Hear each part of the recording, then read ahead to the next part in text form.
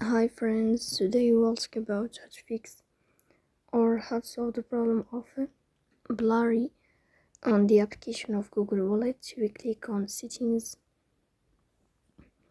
In this page, you will go to apps, default apps, app settings. On above, you will search about Google Wallet. Then this page of app info, you will click on first stop and you will click OK. Here you will enter to storage.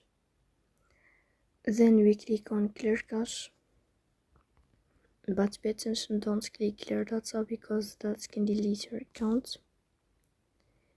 In the end, you can turn off your phone and you can restart your phone again to fix that problem. So please don't forget to support us by like and subscribe. See you next